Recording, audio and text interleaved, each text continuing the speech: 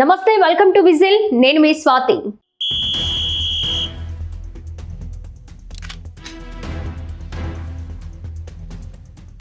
అధికారంలో ఉన్నప్పుడు ఒకలా, ఓడిన తరువాత మరోలా వ్యవహరించడం వైసీపీకి పరిపాటి. పాదయాత్ర చేసేటప్పుడు మీరే నా దేవుళ్ళు అన్నారు జగన్. అధికారంలోకి వచ్చిన తరువాత గేటు బయటే నిలబెట్టారు. పరదాల మాటున తిరిగారు.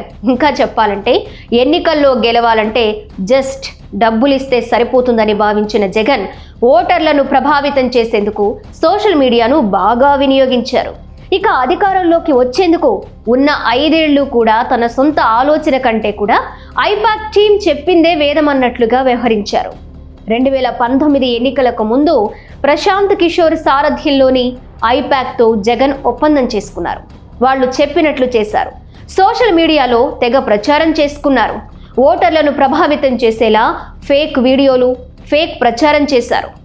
ఎన్నికల్లో గెలిచిన తరువాత ప్రశాంత్ కిషోర్ ఐపాక్కు గుడ్ బై చెప్పేశారు. అయితే వైసీపీ మాత్రం ఐపాక్తో తన ప్రయాణం కొనసాగించింది. ఏడాదికి 100 కోట్ల వరకు ఐపాక్కు చెల్లించినట్లు అప్పట్లో పుకార్లు షికార్లు చేశాయి కూడా. అధికారంలో ఉన్న 5 ఏళ్ల పాటు అటు సోషల్ మీడియాలో ఇటు మీడియా ముందు కూడా ఐపాక్ చెప్పిందే వేదమన్నట్లు వైసీపీ నేతలు వ్యవహరించారు. చంద్రబాబు ఎర్రగొండపాలెం పర్యటనకు వెళ్లిన సమయంలో నాటి మంత్రి ఆదిమూలపు సురేష్ హంగామా చేశారు. చంద్రబాబు పర్యటనను అడ్డుకుంటామంటూ నడి రోడ్డు మీద చొక్కా విప్పేశారు. ఇదంతా కూడా ఐపాక్ టీం డైరెక్షన్లోనే జరిగింది. ఇక సోషల్ మీడియాలో అయితే ప్రతిపక్షాలపై అప్పట్లో వైసీపీ నేతలు, కార్యకర్తలు చేసిన దాడి మామూలుగా లేదు. మార్ఫింగ్ ఫోటోలు, బూతు కామెంట్లతో రెచ్చిపోయారు. ఇదంతా ఐపాక్ డైరెక్షన్లోనే జరిగిందని అప్పట్లోనే వైసీపీ నేతలు విమర్శలు చేశారు. చివరికి మీడియా ముందు ఎన్నికల్లో ఏం మాట్లాడాలో కూడా ఐపాక్ టీం చెప్పేసింది. అందుకే పోలింగ్ ముగిసిన వెంటనే జగన్ నేరుగా విజయవాడలోని ఐపాక్ కార్యాలయానికి వెళ్లారు. మీరంతా ఎంతో కష్టపడ్డారు, మీ వల్లే మళ్ళీ అధికారంలోకి వస్తున్నాం, మీ సేవలకు సరైన గుర్తింపు వస్తుంది అన్నారు జగన్. అయితే ఎన్నికల ఫలితాల తరువాత సీన్ పూర్తిగా రివర్స్ అయింది. వైసీపీ ఘోరంగా ఓడింది. దీంతో ఐపాక్ టీంకు మంగళం పాడేసింది.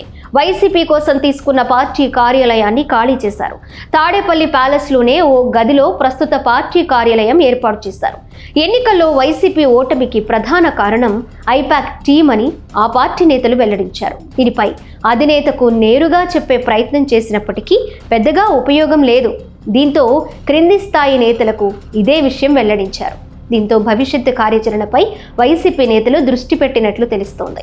రాబోయే ఎన్నికల్లో గెలుపే లక్ష్యంగా వైసీపీ ఇప్పటి నుంచే పావులు కదుపుతోంది. ఇందుకోసం ఏ చిన్న అవకాశం దొరికినా సరే దానిని తమకు అనుకూలంగా మలుచుకునే ప్రయత్నం చేస్తున్నారు వైసీపీ నేతలు. ప్రభుత్వంపై పదే పదే బురద జల్లడం, తప్పుడు ఆరోపణలు చేస్తూ సోషల్ మీడియా ద్వారా లబ్ధి పొందేందుకు ప్రయత్నం చేస్తున్నారు. ఏపీలో స్థానిక సంస్థల ఎన్నికలకు ముహూర్తం సమీపిస్తోంది. ఈ ఎన్నికల్లో పోటీ చేసి సత్తా చాటాలనేది వైసీపీ నేతల ప్లాన్. లోకల్ బాడీ ఎన్నికల్లో ఓడితే వైసీపీ పైన ప్రజల్లో మరింత వ్యతిరేకత వస్తుందని ఇప్పటికే రాజకీయ విశ్లేషకుల మాట. కూటమి గెలుపు ఈవీఎం స్కామ్ అని వైసీపీ నేతలు పెద్ద ఎత్తున ఆరోపణలు చేస్తున్నారు. అయితే బ్యాలెట్ విధానంలో జరిగిన ఎమ్మెల్సీ ఎన్నికల్లో కూడా వైసీపీ ఓడింది. దీనిపై మాత్రం ఆ పార్టీ నేతలు నోరెత్తడం లేదు. అయితే స్థానిక సంస్థల ఎన్నికల్లో పోటీ చేయకపోతే ఆ పార్టీ భవిష్యత్తు అగమ్యగోచరంగా మారుతుంది. పోటీ చేసి ఓడిపోతే పరువు దక్కుతుందనేది ఆ పార్టీ నేతల మాట. అందుకే లోకల్ బాడీ ఎన్నికల కోసం వైసీపీ నేతలు ఇప్పటి నుంచే కసరత్తు చేస్తున్నారు. ఇక వైసీపీ తన కార్యాచరణలో కూడా కీలక మార్పులు చేస్తున్నట్లు తెలుస్తోంది. ఇదే విషయాన్ని పార్టీ ప్రధాన కార్యదర్శి సజ్జల రామకృష్ణారెడ్డి వెల్లడించారు. రాజకీయ వ్యూహకర్తలు, ఏజెన్సీలపై ఆధారపడడం వల్లే 2024 ఎన్నికల్లో ఓడినట్లు సజ్జల వెల్లడించారు. ఇకపైన ఎలాంటి ఏజెన్సీలతో వైసీపీ ఒప్పందం చేసుకోదని స్పష్టం చేశారు. పార్టీకి బలమైన క్యాడర్ ఉందని, సొంతంగా పార్టీని నిర్మించుకునేందుకు ఇప్పటి నుంచే దృష్టి పెట్టినట్లు తెలుస్తోంది. పార్టీని గ్రామస్థాయి నుంచి బలోపేతం చేస్తామని, ఇందుకు సొంత కార్యకర్తలపైనే ఆధారపడతామని అన్నారు. బయట ఏజెన్సీలను తమను మోసం చేశాయని పరోక్షంగా ఆరోపించారు. పార్టీ అధినేత సూచనలు నేరుగా కార్యకర్తలకు చేరేలా వ్యవస్థల్లో మార్పులు తెస్తామన్నారు సజ్జల. పార్టీని సంస్థాగతంగా పూర్తి స్థాయిలో నిర్మిస్తామని సజ్జల ధీమా వ్యక్తం చేశారు.